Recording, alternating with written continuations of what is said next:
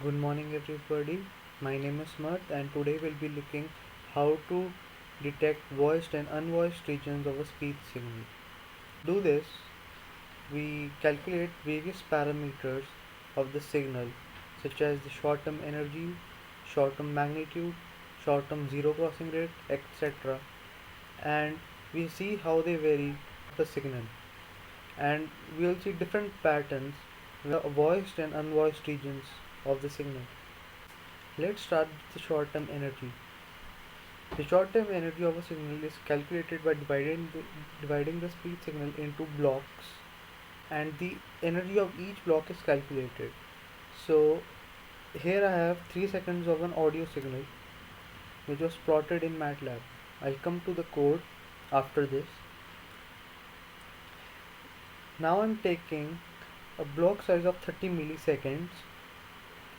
I take this small block and I calculate the energy of that block by squaring and adding each of the samples in that block, and I plot it here.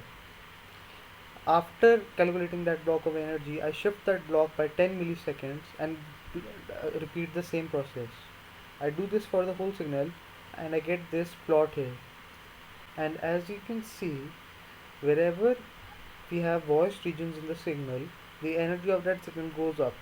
This is because usually unvoiced regions and noise regions of a signal have very low amplitude. So when you calculate their energy by squaring and adding all of the samples in a block, we generally don't get much value. But when we calculate the energy for the voiced region, then we get this spikes like this. And to differentiate which parts are the voiced regions and which parts are not the voiced regions, I calculate, I plot this threshold value, I take this threshold value and assume that all of the parts of the signal which are above this threshold value are voiced regions, and the threshold values and the samples which are below this threshold value are unvoiced regions. And here you can see the portions of the signal that the threshold value are selected. Since the voiced portions are here and they are above the threshold, they have been selected as you can see here. After filtering out this signal using this threshold values, we get this new signal here. This new signal now does not contain any unvoiced regions and noisy regions, it only contains voiced regions. But this method is not foolproof, as voiced regions which have a lower amplitude cannot be differentiated well. As you can see here, a word is said with less intensity, but that cannot be seen in the filtered output. Before going to the short-term magnitude, I'll explain the code for the short-term energy.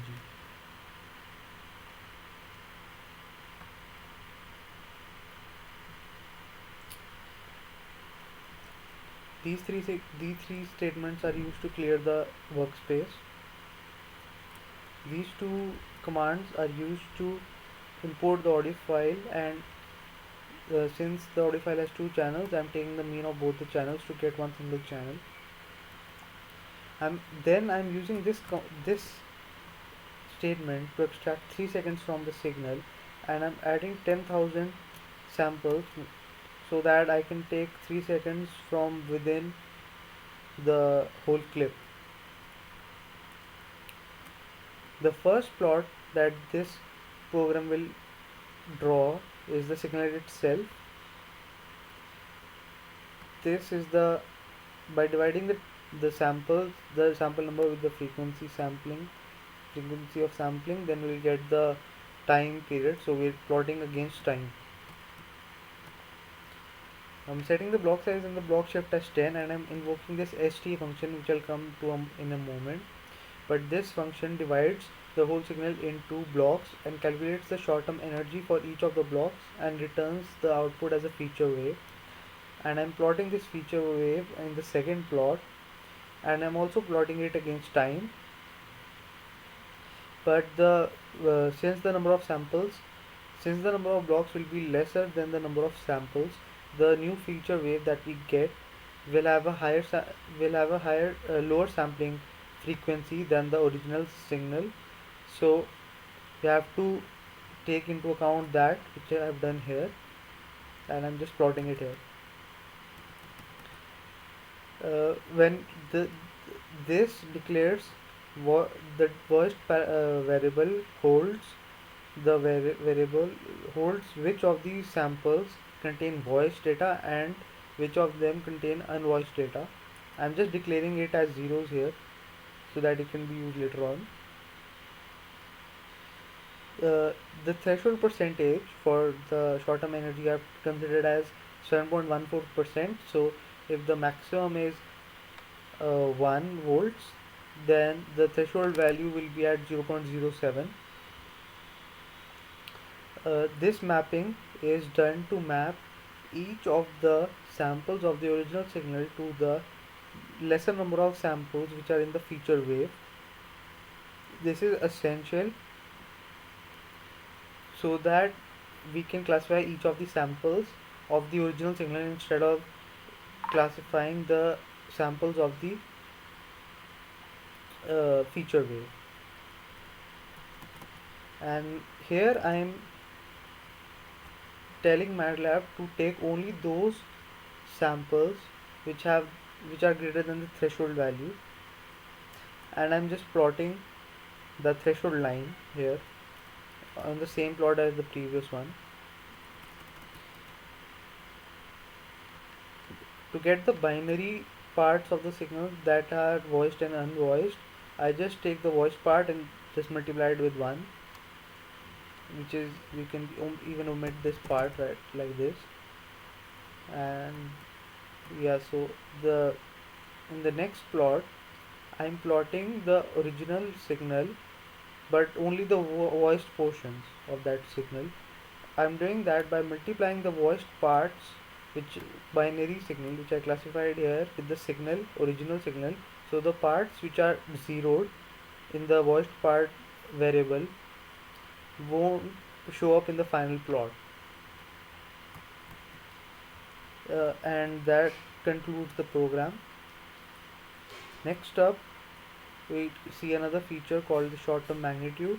It's similar to the short-term energy, but instead of taking the square, we take the absolute value of that sample for each block, and we do that for every block, which is of a size of 30 milliseconds and shifted by 10 milliseconds. But in this case, after observing the waveform that I get here, I change the threshold value to be 20% of the maximum value, because that was just giving a nicer separation of the voiced and unvoiced regions. The short term zero crossing rate is how many times does a signal cross the zero line, and we calculate the short term crossing rate for each of the blocks of the signal that we divided it into. But since we're calculating the zero crossing rate, we also divide it by the number of total samples in that block. And here as you can see, we get a very nice plot. And if you observe closely, the part which is unvoiced, like this first portion, we get a decent amount of short-term zero crossing rates. But in this voiced parts, there is very less zero crossing rate. Again, here you can see that since there is no voice here, the zero crossing rate is very high. But when we get voice regions, the zero crossing rate goes low. And the reason for this is that unvoiced regions and noise regions, which are present in the original signal, will typically have large number of zero crossings in a small time interval. And this is because the amplitudes of the noise is very low, and it can fluctuate very highly in a small amount of time, so that in the same block we get more number of zero crossings. And before I show you to plot each of these features in MATLAB using the plots, what you can do is we just have to change the features that we're calculating. So instead of calculating the ST of the signal, we're calculating the STM. And what that will do is we get this plot here. It's the same plot that I just showed you. And to see that zero crossing rate, all we have to do is change this STM function to the zero crossing function, which is STS STZ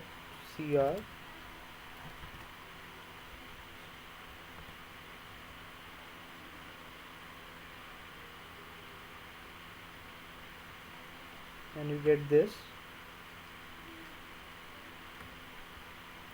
Let's go back to this PDF.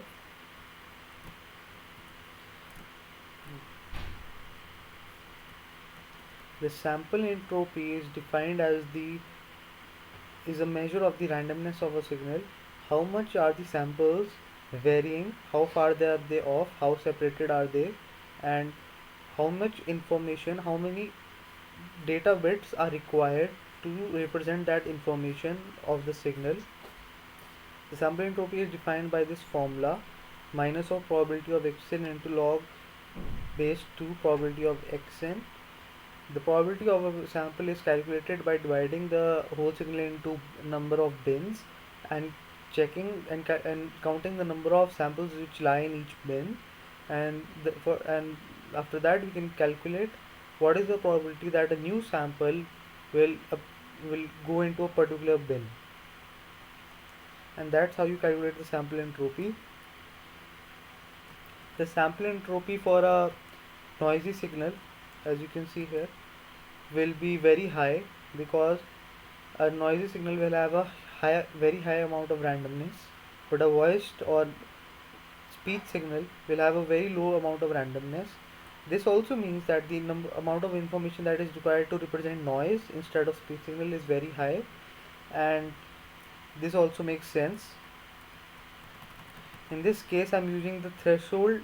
I'm taking all the values below this threshold to be considered as voice regions, and the part where there is no voice, the sample entropy goes very high, but the part where we have voice, it goes very down.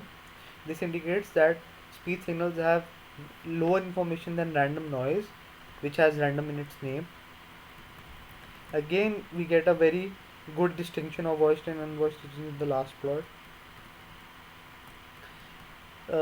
Next, we plot some signal statistics and check if they are a good measure to distinguish between voiced and unvoiced regions. First up, we have got the mean. The mean is defined as the average of all of the samples in a block. The mean is not a good measure of detection of voiced and unvoiced regions of a sample, because it just smoothens out the signal. It doesn't distinguish between high energy signals or low energy signals, or where there are more number of crossings. It just smoothens out the signal, so it's not a good plot. Here I've used two threshold values, threshold 1 and threshold 2. If the samples are above threshold 1 or they are below threshold 2, they are considered as voiced regions. But as you can see in the final fourth plot, this is not a very good measure of the signal. It cannot be used for detection of voiced and unvoiced regions. Variance, on the other hand, is the second order magnitude, and it represents the spread or the dispersion of the data across that block, and it's calculated using this formula here. The variance of a block is always positive, and as you can see here, the variance is a very good statistical measure to distinguish between voiced and unvoiced regions.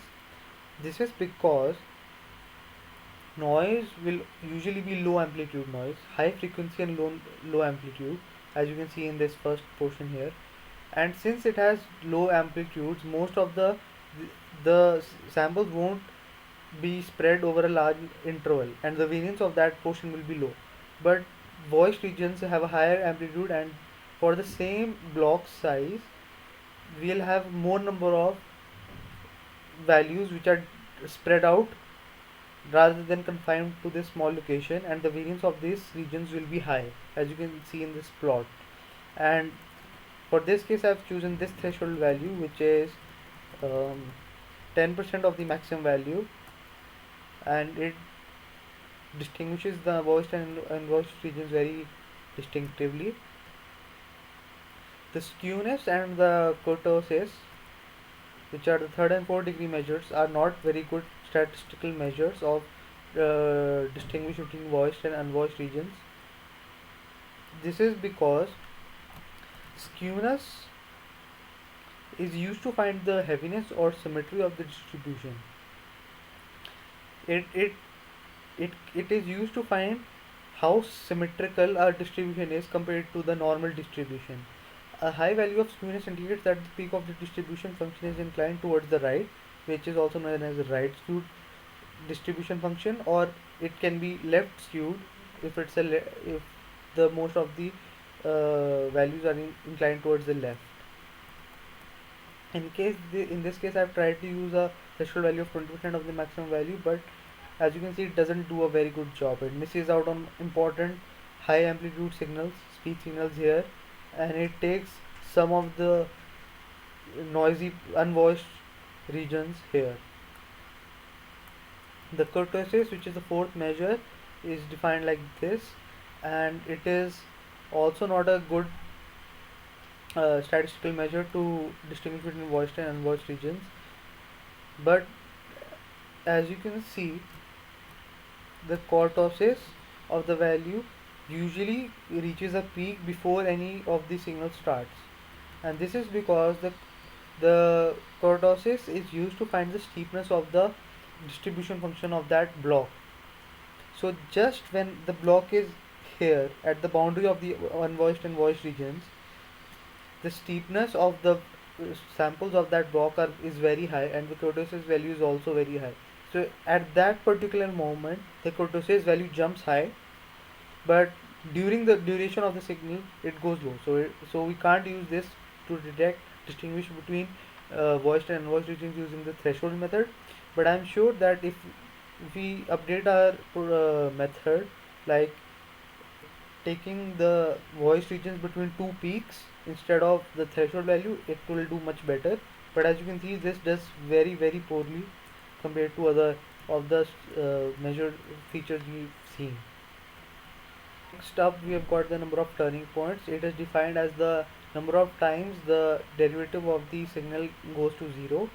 In other words, it means that the number of times, the number of maxima minimas we have in a particular block for a signal, and it's defined by this function here. W of n is, this whole thing is a fancy way of saying a maxima or minima for a discrete signal, and the number of turning points is very much identical to the number of the short-term zero crossing rate features as we've seen. For unvoiced and noisy components of the signal, we have a higher number of turning points feature, but for voiced regions we have a lower number of turning points, and this can be seen to continue. And this is because, as the same reason I explained above, the noisy regions have very low amplitude and they have very high frequency, so the number of times they cross the zero, they turn is very high, because they go up and down and up and down, so we have a huge number of maxima and minimas. On the other hand, the unvoiced regions are having high amplitude and low frequency compared to the noisy regions, so we have a lower number of turning points compared to the unvoiced regions. And as you can see, it does a pretty decent job of removing all the noisy things, but it also doesn't catch on all of these important parts of the signal, which are, as you can see visually, definitely voiced. The normalized cross correlation of blocks, what we do here is we take two consecutive blocks and we find the cross correlation, normalized cross coefficient for that two blocks, and we plot it, and this is what we get. And surprisingly we get a very good nice plot which can distinguish between voiced and unvoiced regions. The normalized cross coefficient goes very low when we get to the voiced regions, and this is mainly because the cross correlation coefficient is maximum when the two signals that are being cross correlated are the same. And in case of a noisy random signal, the two signals that are being correlated are almost same, because the random noises won't differ between two blocks very much, but the audio signals, speech signals, will differ very much across two blocks, and this is because we get a lower normalized cross coefficient for two signals. And it also does a moderately good job at separating the signals, but it is not good better than the ones we saw above using the short term energy and the sample entropy. And this is in the appendix section. I've placed all the MATLAB code, and I've attached a zip file with this report which contains all of the functions. And to plot the different functions, different features of the signal, all you have to do is, in this line we have to change the function STE to the one that we want to call. If it's the number of turning points or the sample entropy, you just change the STE value here and you'll get that plot. And that will be all. Thank you for watching this video. If you have any doubts, you can contact me or place them in the comment section.